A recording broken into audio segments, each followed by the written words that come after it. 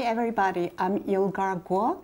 Today we have a guest, Vivian Ho, a librarian from Long Island, New York. Hi Vivian, thank you for coming. Thank you for having me here. Really appreciate it. In today's book program, we are going to talk about Crazy Rich Asians by Kevin Kwan. This book has become an international bestseller since it was first published in 2013. And today is actually the day the movie Crazy Rich Asians is released. Before we start our discussion, Vivian, could you please briefly tell the audience what the book is about, in case some of them haven't yet read it? Sure. Crazy Rich Asians is about an unassuming couple, Nick Young and Rachel Chu. They are NYU, New York University professors who fly back to Singapore, where Nick is from, to attend his best friend's wedding and also to meet his relatives.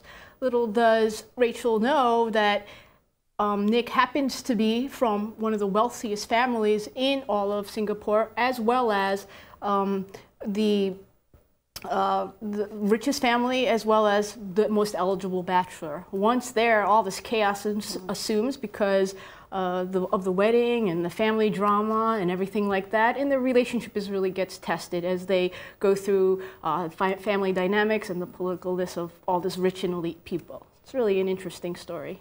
Thank you very much. You read about this book. You like it a lot, yes, right? Yes, I did enjoy it. Could you please share some of your reading experience with our audience? Basically, what is your main interest in the story? And why do you think this book has engaged a worldwide readership? Sure. I really think that there's two types of books that people really enjoy reading. Ones that they can relate because of personal experience, meaning that the storyline or the characters have something that they can personally relate to.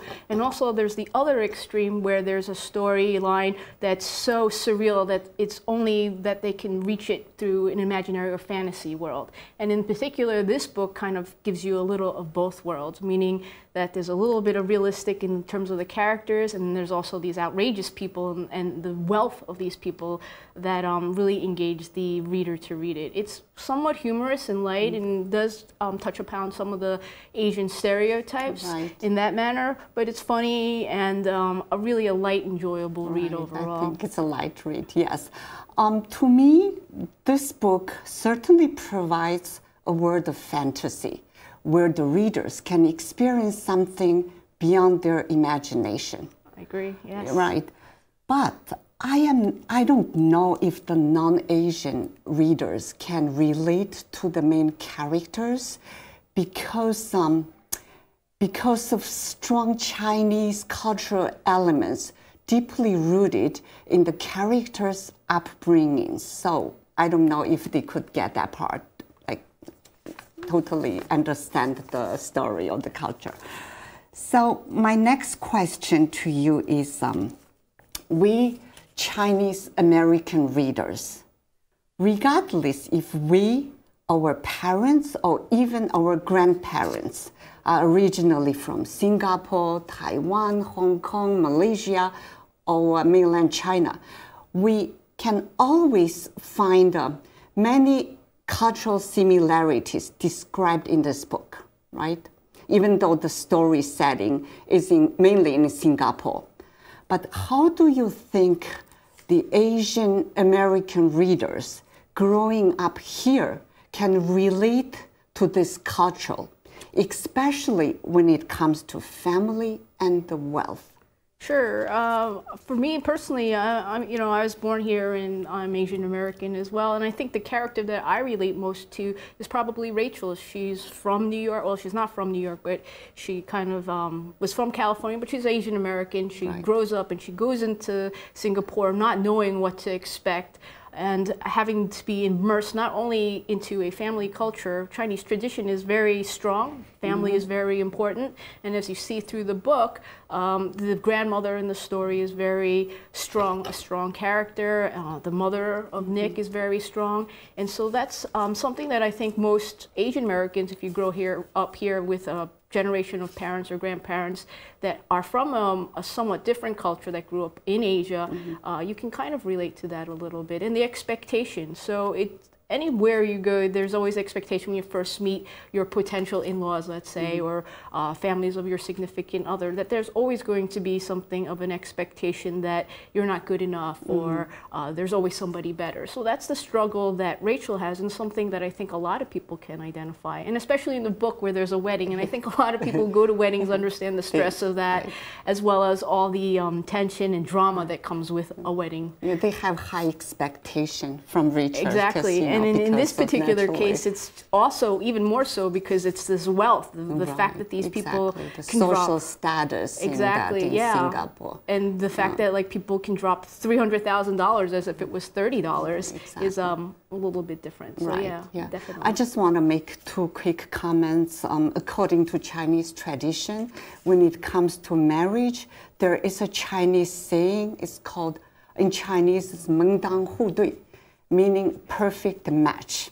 This perfect match is based on the couple's family background, social status, their education, even their zodiac signs. Also, secondly, the measurement of man's success in Asian culture is tightly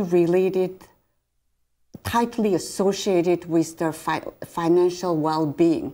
These two aspects are greatly reflected throughout the storyline in this book. So I thought it's a true reflection of that part. So really good. Okay, my next question to you is,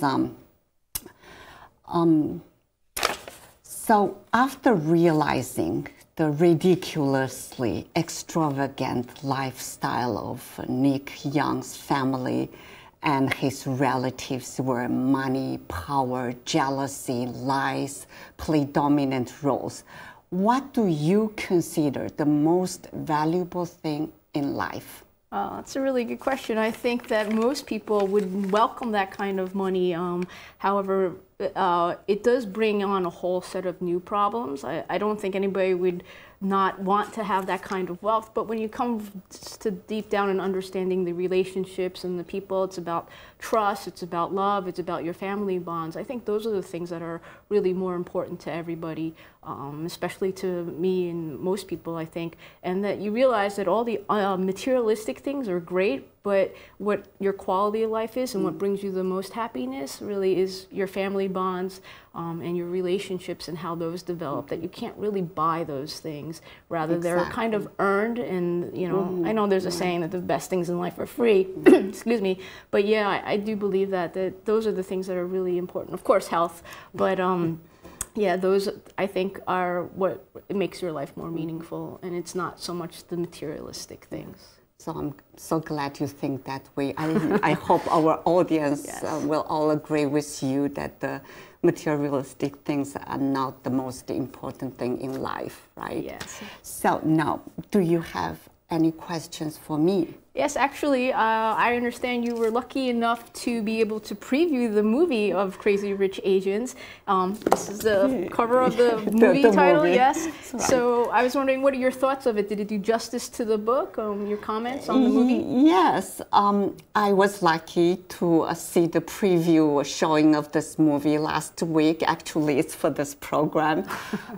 Overall, I think John Chu, the film director, did a great job by delivering this Cinderella fairy tale in a colorful and glamorous style.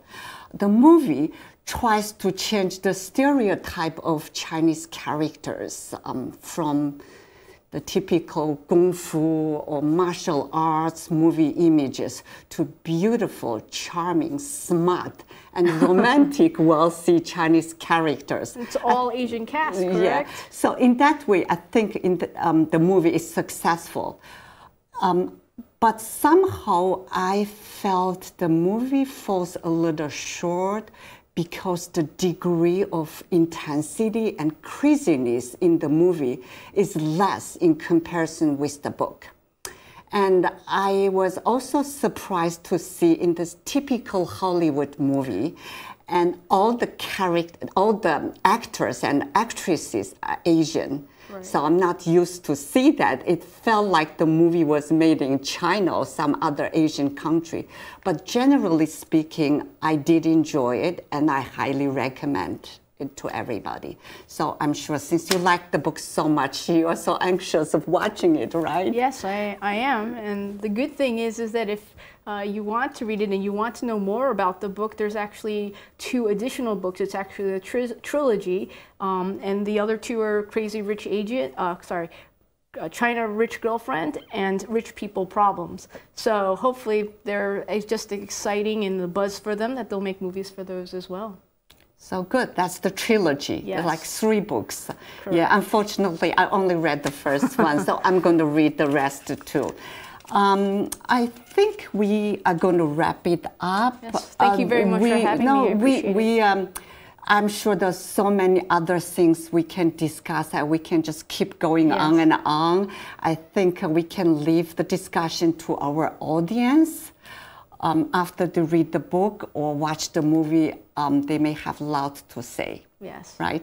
Thank you so much again for joining me. Thank you very much for having me again. It was a pleasure. Thank you, everybody, for watching us.